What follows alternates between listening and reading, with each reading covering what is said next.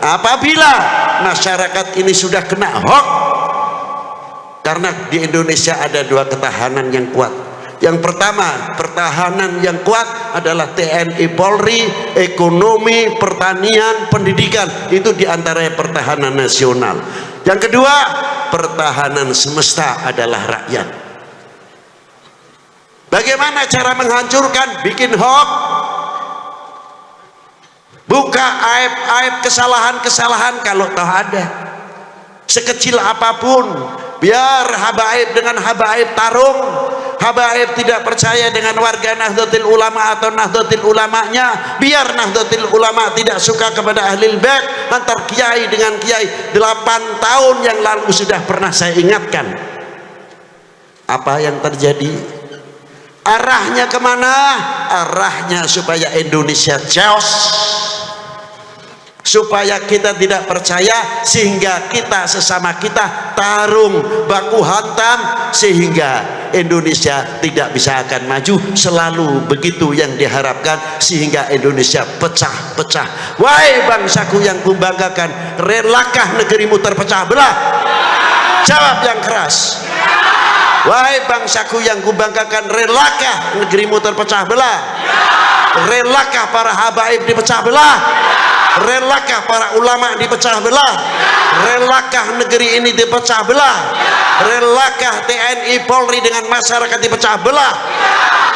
Itu ya yang paling istimewa. Berarti benteng-benteng Indonesia ada di pundak kalian, tanggung jawab ke depan.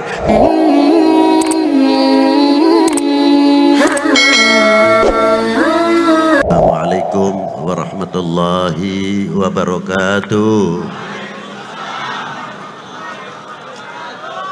Alhamdulillahil awwalu bila ibtida wal akhiru bila intiha, jami'us sifatil ulia wal izzati wal kibriya, wassalatu wassalamu ala imami ahli safai wal wafa, qutbil anbiya wal awliya, sayyidina wa maulana Muhammadin khairid dawa likulli saqamin wada, rahmatan wa syifa fi sirri wal jila, wa ala alihi wa sahbihi ma damatil ard was sama amma ba'du. Ayuhas sadatina al-a'izza al-fudala, saya mengucapkan syukur, terima kasih kepada Allah Subhanahu wa ta'ala yang masih mendapat panggilan dengan pelantara haflah Maulid Nabi sallallahu alaihi wasallam. Satu kehormatan untuk umatnya mau menghadiri bita'zim kepada Nabi besar Sayyidina Muhammad sallallahu alaihi wasallam. Yang saya hormati para syiban, para sesepuh, bini sepuh, para alim ulama, para kiai, para ajengan, para habaib, bapak-bapak instansi dari instansi pemerintahan, sipil, TNI, Polri yang selalu kita banggakan. Dan saya hormati Habibana Alwi bin Husain Al-Attas. Maaf apabila saya tidak bisa menyebutkan satu persatu, bukan berarti kita menghormati takdim kita.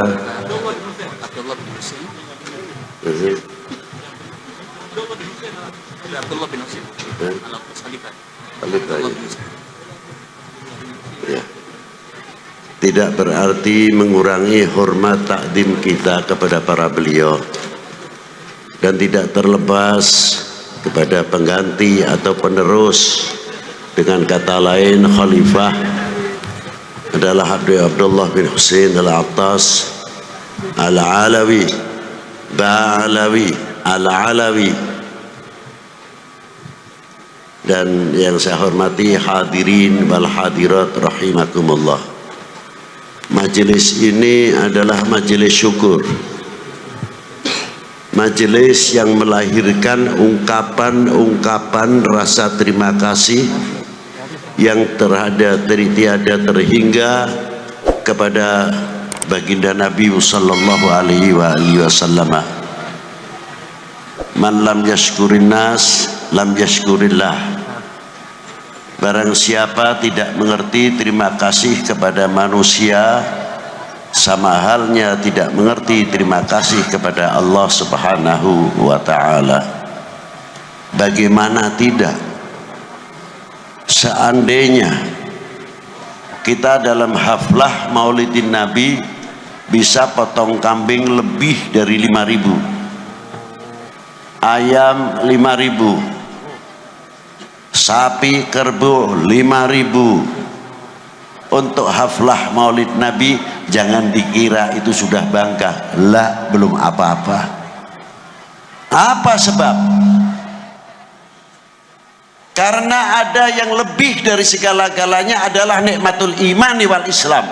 Laula Sayyidina Muhammad sallallahu alaihi wasallam, kita itu mengerti apa? Di sini letaknya hormatil maulid Nabi sallallahu alaihi wasallam. Karena Rasulullah tidak perlu diagungkan, bukan berlebihan. Allah Ta'ala sudah memberikan kelebihan-kelebihan yang luar biasa, tidak ada tandingan. Kita yang butuh sama maulid, kita yang dahaga sama maulid Nabi sallallahu alaihi wasallam. Sering saya ulang-ulang sabdanya Allah Subhanahu wa ta'ala, qul in kuntum tuhibbunallah fattabi'uni yuhibbukumullah. Katakanlah kekasihku kepada umatmu, bila kalian benar cinta kepada aku, yakni Allah Subhanahu wa ta'ala. Rasulullah mendapat mandat resmi dari Allah Ta'ala dengan kalimatul mufrad, bukan kalimatul jama'. Fattabi'uni, ikutilah jejakku, ikutilah aku, yuhibbukumullah, kalian akan dicintai kepada Allah Subhanahu wa ta'ala, Allah Ta'ala. Sahabat bertanya, mata aku mu'minan sadikan ya Rasulullah, sejauh mana kita dikategorikan orang yang beriman? Dijawab oleh Rasulullah, idza ahbabtallah, selagi kamu mempunyai nuktah yang mencintai kepada Allah Subhanahu wa ta'ala.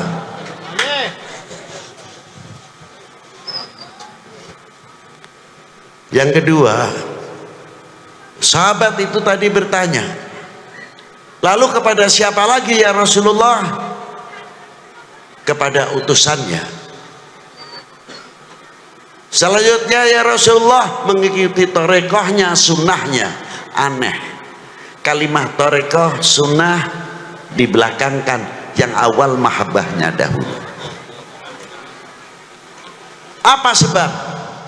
Kalau orang mahabbah kepada Rasulullah, menjalankan sunnahnya, torekotnya, sunnahnya, tidak membayangkan pahalanya seberapa. Karena apa? Mahabbah itu mahal betul. Tapi kalau tidak ada mahabbah, tanya pahalanya apa saja. Ini perbedaannya orang cinta dan orang yang tidak cinta.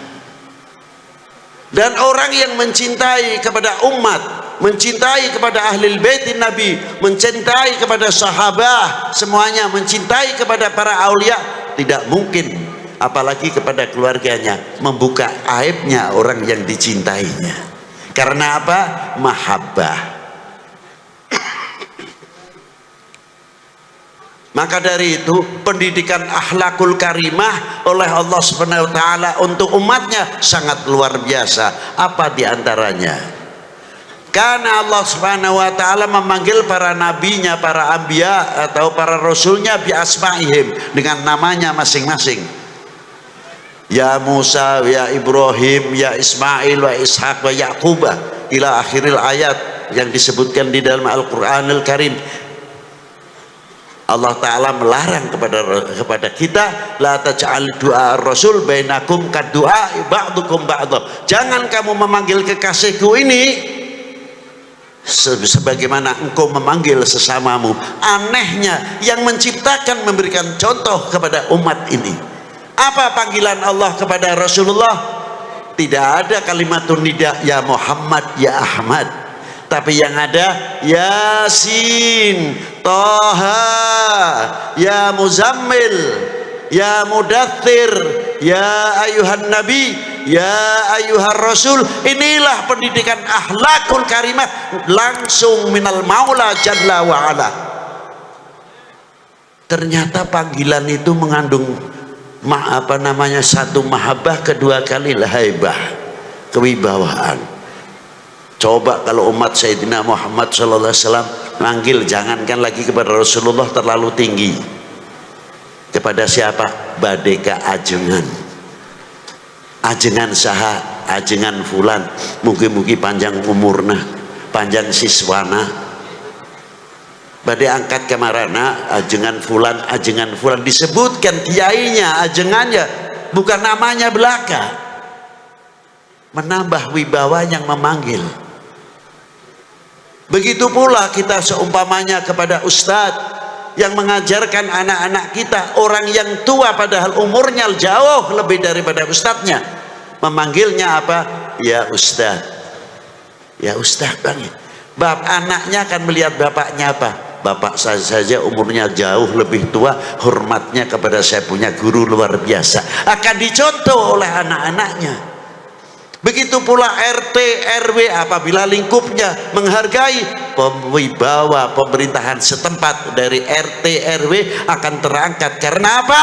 Rakyatnya, masyarakatnya mengerti, menghormati dengan panggilan sesuai jabatannya masing-masing. Itulah hebatnya.